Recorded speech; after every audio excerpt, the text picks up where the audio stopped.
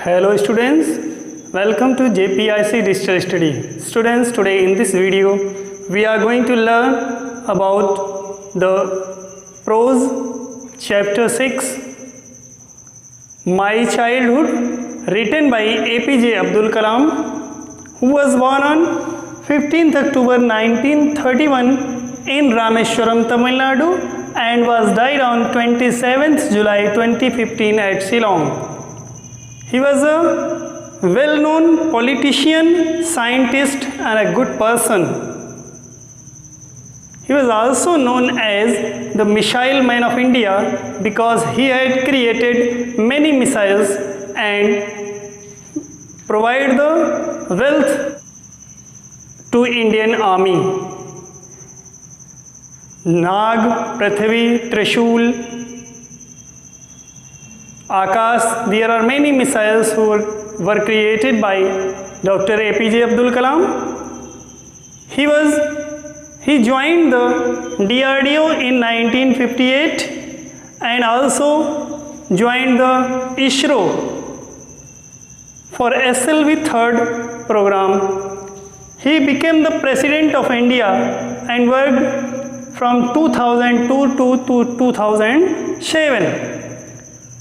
He got the many prizes and some of the great prizes were Padma Bhushan, Padma Vibhushan and Bharat Ratna. He was a very good person. He had written in this lesson about his childhood, how he suffered in his early days of life. He had created a good picture in this lesson. So, let's read the lesson and know more about Dr. APJ Abdul Kalam, whose full name was Abul Pakir Jainul Abdin Abdul Kalam. Let's read the lesson. I was born into a middle class Tamil family in the Iceland town of Rameshwaram in the erstwhile Madras state. My father Jainul Abdin had neither much formal education nor much wealth. Despite these disadvantages, he possessed great innate wisdom and a true generosity of spirit. Abdul Kalam ji कहते हैं कि I was born in a middle class Tamil family, कि मैं एक मध्यम वर्गीय तमिल परिवार में जन्मा था in the island town of Rameswaram, जो कि रामेश्वरम का एक छोटा सा नगर है जिसका नाम धनुषकोडी है, इन एर्स्टवाइल मद्रास स्टेट, जो कि मद्रास स्टेट में है. My father Jainul Abdeen had neither much, means Rameswaram में उस स्थान पर जन्म हुआ था जो कभी मद्रास स्टेट का एक हिस्सा हुआ करता था. My father Jainul Abdeen had neither much from education nor much wealth. वह कहते हैं कि मेरे पिता जैनुल आब्दीन ना तो बहुत पढ़े लिखे थे और ना ही बहुत धनी व्यक्ति थे. डिस्पाइट दिस डिसएडवांटेजेस के होने के साथ साथ इन चीज़ों का लाभ न लेने के साथ ही पॉजिटिव ग्रेट इननेट विजडम, भले ही उन्हें इन चीज़ों का लाभ न मिला हो, वह बड़े वेल्दी न रहे हों, मीन्स कि रईस न रहे हों, अमीर न रहे हों और ना ही पढ़े लिखे रहे हों, फिर भी ही पॉजिटिव ग्रेट इननेट विजडम, वह एक बुद्धिमानी पर पजेस करते थे, मीन्स वह बहुत बुद्धिमान व्यक्ति थे. And true generosity of spirit, और बहुत ही दयालु प्रकृति के व्यक्ति थे. He had an ideal helpmate in my mother Ashiamma, और कहते हैं कि उनका एक आदर्श हेल्पमेट, उनकी एक आदर्श सहयोगी जो थी वह कौन थी, वह मेरी माँ आशियम्मा थी. I do not recall the exact number of people she fed every day. Abdul Kalam ji कहते हैं कि मुझे याद भी नहीं आता है, मैं कभी याद नहीं कर सकता हूँ कि प्रतिदिन वह कितने लोगों को भोजन कराया करती थी. But I am quite certain, लेकिन वह कहते हैं कि लेकिन इस चीज़ पर मैं बिल्कुल स्पष्ट हूँ that far more outsider are with us than all the members of our own family put together. वह कहते हैं कि मेरे पूरे परिवार के साथ साथ दूर के रिश्ते से और दूर दूर से आने वाले लोग भी मेरी माता के भोजन में शामिल हुआ करते थे, मीन्स वह उनको भोजन कराया करती थी। I was one of many children, a short boy with rather undistinguished look, born to tall and handsome parents.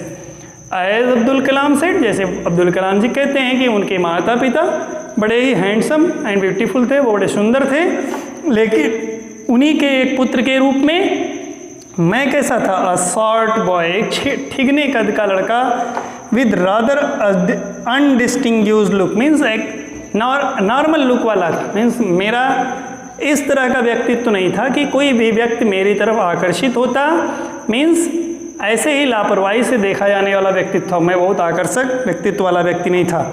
We lived in our ancestral house, वो कहते हैं कि हम अपने पुश्तैनी मकान में, जो हमारे पूर्वजों का मकान था, उस पुश्तैनी मकान में हम रहा करते थे, which was built in the middle of the 19th century, जो कि 19th सेंचुरी के मिडिल में 19वीं शताब्दी के मध्य में बनाया गया था। It was a fairly large पक्का हाउस, वह एक बहुत बड़ा और पक्का मकान था, made of lime stone and brick, जो कि चूने और ईंट से बनाया गया था, on the मास्क्यू street in Rameswaram, और यह कहाँ पर स्थित था, रामेश्वरम की जो मस्जिद वाली गली थी उस गली में स्थित था। माई austere father used to avoid all inessential comforts and luxuries, however all necessities were provided for in terms of food.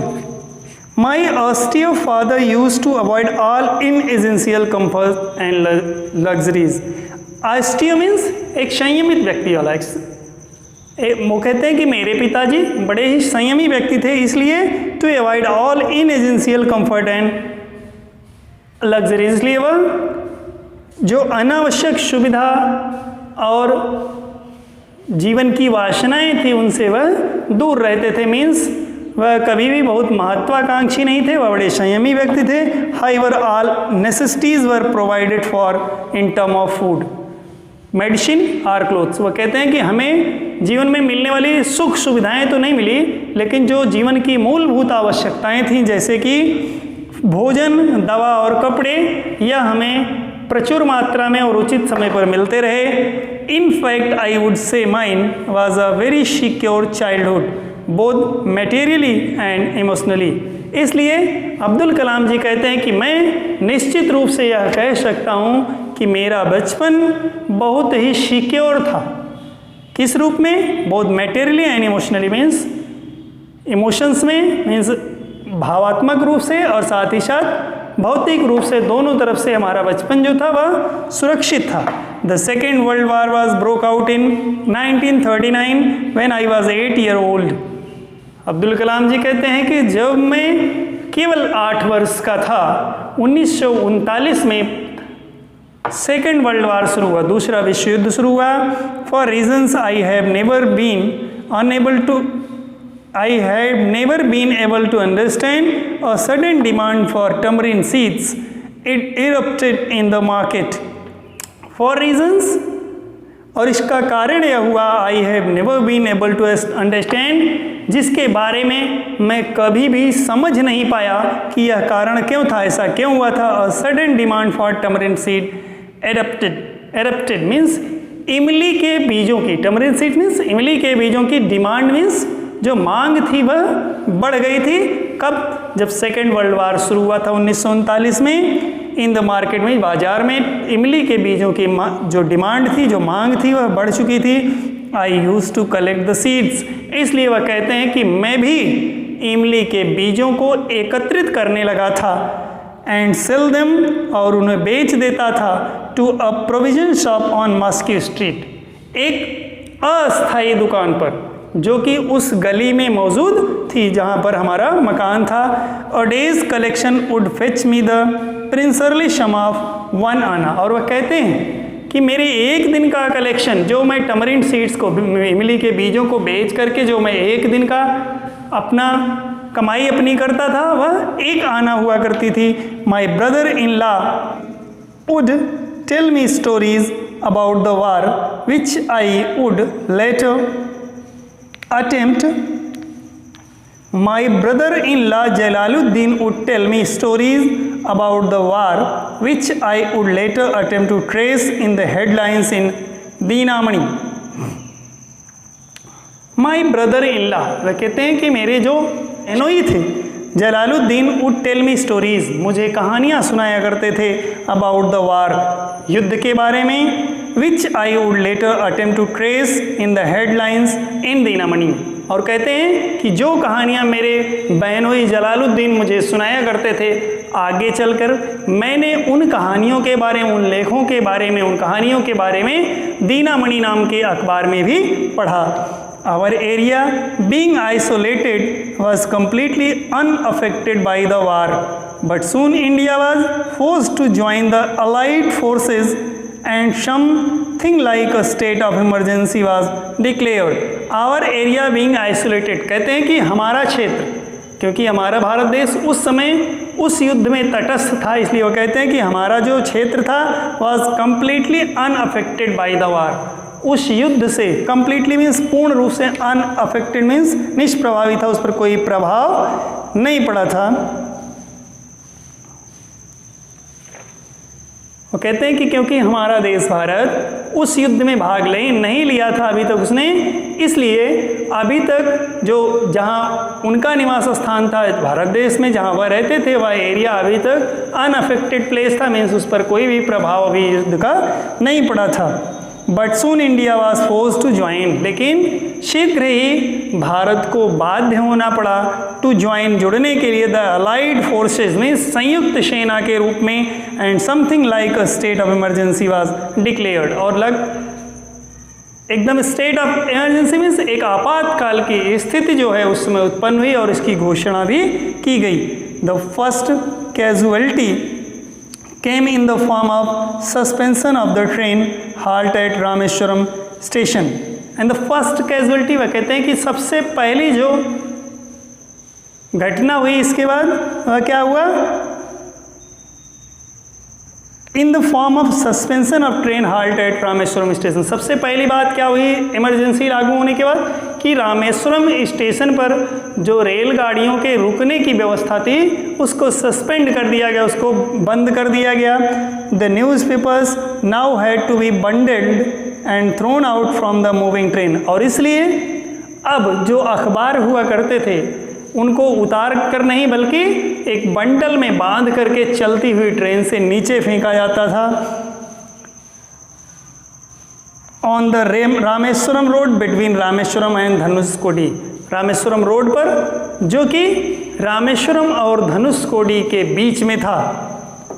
That forced my cousin Shamsuddin who distributed newspaper in Rameshwaram to look for a helping hand to catch the bundles, and as if naturally I filled the slot that forced my cousin Shamsuddin. वह कहते हैं कि जब यह स्थिति उत्पन्न हुई तो मेरा जो चचेरा भाई शमशुद्दीन था, जो कि डिस्ट्रीब्यूटेड न्यूज़पेपर इन रामेश्वरम, जो कि उस न्यूज़पेपर को, दीनामणि न्यूज़पेपर को रामेश्वरम में बांटता था, डिस्ट्रीब्यूट करता था, to look for a helping hand, उसको एक सहयोगी की ज़रूरत पड़ी, टू कैच द बंडल्स, उन बंडलों को लाने के लिए, and as if naturally I filled the slot, और जैसा कि स्वभावतः मैं उस स्थान को भर सकता था, मीन्स मैं उसका सहयोग कर सकता था। Shamsuddin help me earn my first wages, और इसलिए जब मैंने ऐसा किया तो शमशुद्दीन ने मेरी पहली कमाई करने में मेरी मदद की। Half a century later I can still feel the surge of pride in earning